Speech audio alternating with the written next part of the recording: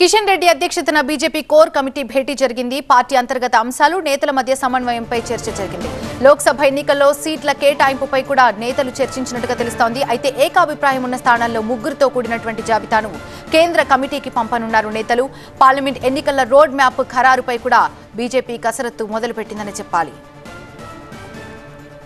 Parliament political ఇన్ఛార్జీలు, కన్వీనర్లతో పాటు కీలక నేతలు ఈ సమావేశంలో పాల్గొన్నారు. అతి త్వరలో పార్లమెంట్ ఎన్నికలు రానున్న నేపథ్యంలో అభ్యర్థుల ఎంపికతో పాటు అనుసరించాల్సినటువంటి వ్యూహాలపై కూడా చర్చిస్తోంది కమలం పార్టీ.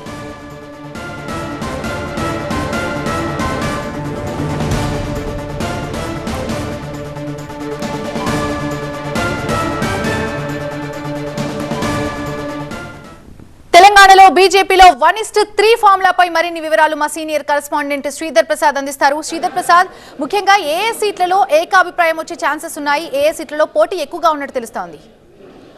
సంతానలేమి సమస్యతో బాధపడుతున్నారా? చింతించకండి. సుమారు 90,000 జంటలకు ఆనందం నింపింది ఓఎస్ఎస్ ఫర్టిలిటీ. ఈ రోజే 7825893600 కి కాల్ చేయండి. సంతానోత్పత్తి చికిత్సపై భారీ డిస్కౌంట్లు పొందండి. గుడ్ న్యూస్ చెప్పండి.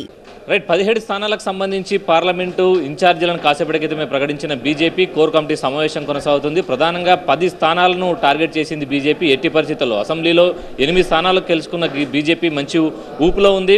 బీఆర్ఎస్కు ప్రత్యామ్నాయం మేమే రాష్ట్రంలో కాంగ్రెస్ పార్టీని ధీటుగా ఎదుర్కొంటాం, మెజార్టీ స్థానాలని పార్లమెంట్లో కైవసం చేసుకోవాలనుకుంటూ దాంట్లో భాగంగానే మధ్యాహ్నం రాష్ట్ర అధ్యక్షుడు కేంద్ర మంత్రి కిషన్ రెడ్డి ఆధ్వర్యంలో సమావేశం ప్రారంభమైంది. దీంతోపాటు సీనియర్ నాయకులు, జాతీయ నాయకులు సునీల్ బన్సల్తో పాటుగా అదేవిధంగా తరుణ్ చుగ్ కూడా హాజరయ్యారు. రాష్ట్రంలోని కీలక నాయకులంతా హాజరయ్యారు. ప్రధానంగా ఒక రోడ్ మ్యాప్ని ఈ సమావేశంలో డిసైడ్ చేయబోతున్నారు. 17 స్థానాల్లో బలమైన అభ్యర్థులను బరిలో దింపాలి. అదేవిధంగా ప్రచార సరళి ఏ విధంగా ఉండబోతుంది, ఎందుకంటే ఈ నెలలోనే 2 సార్లు మోడీ పర్యటనలు ఉండబోతుంది, ప్రధాని పర్యటన ఉండబోతుంది.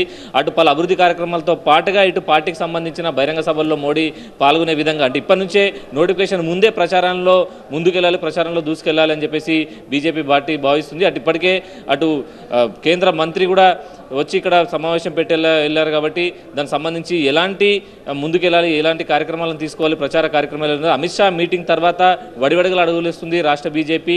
ఎలాంటి కార్యక్రమాలు, అటు కేంద్ర ప్రభుత్వం చేసిన కార్యక్రమాలని ప్రజల్లోకి విరివిగా తీసుకువెళ్ళాలి, అదేవిధంగా అయోధ్యకు సంబంధించి కూడా ప్రత్యేకంగా ప్రజల్లోకి తీసుకెళ్లాలన్న అంశాలపై కూడా చర్చిస్తున్నారు. ఎందుకంటే అటు ఉత్తర తెలంగాణలో మెజార్టీ సీట్లు సాధించిందంతా కూడా ఉత్తర తెలంగాణ ఉంది కాబట్టి దక్షిణ తెలంగాణపై కూడా ప్రత్యేకంగా ఫోకస్ పెట్టాల్సి ఉంది. బలమైన అభ్యర్థులు, ఎందుకంటే బీజేపీలో పార్లమెంట్ సీట్ కోసం చాలామంది అభ్యర్థులు పోటీ పడుతున్నారు. ఒక్కొక్క చోట 3-4 అభ్యర్థులు పోటీ పడుతున్నారు. ప్రధానంగా చూసుకున్నట్టయితే ఇటు మల్కాజ్గిరి లాంటి స్థానంలో ఎక్కువగా పోటీ ఉంది కాబట్టి సీట్ల సర్దుబాటు ఎవరికి ఉండాలి, ఎందుకంటే ఇప్పటికే సిట్టింగ్ ఎంపీలు 4 ఉన్నారు. వారితో పాటుగా ఇంకెవరెవరికి సీట్లు ఇవ్వాలి, సీట్ల మార్పులు చేర్పులు చేయాలని చెప్పేసి కూడా బీజేపీ భావిస్తుంది. కాబట్టి ఎక్కడ ఎవరికి అవకాశం ఇవ్వాలనేపై కూడా కూలంకషంగా ఈ సమావేశంలో చర్చిస్తున్నారు. సమావేశం తర్వాత ప్రధానంగా పోటీకి సంబంధించి ఎవరెవరు ఆశావాహులు ఉన్నారో వాళ్ళందరినీ జాబితాను తయారు చేసి అటు సెంట్రల్ ఎలక్షన్ కమిటీకి పంపిస్తుంది. సెంట్రల్ ఎలక్షన్ కమిటీలో తుది నిర్ణయం తీసుకుని అభ్యర్థులను ప్రకటిస్తారు. ఎలక్షన్స్కు ముందే, అటు నోటిఫికేషన్ ముందే అభ్యర్థుల్ని ప్రకటించాలని చెప్పేసి బీజేపీ భావిస్తుంది.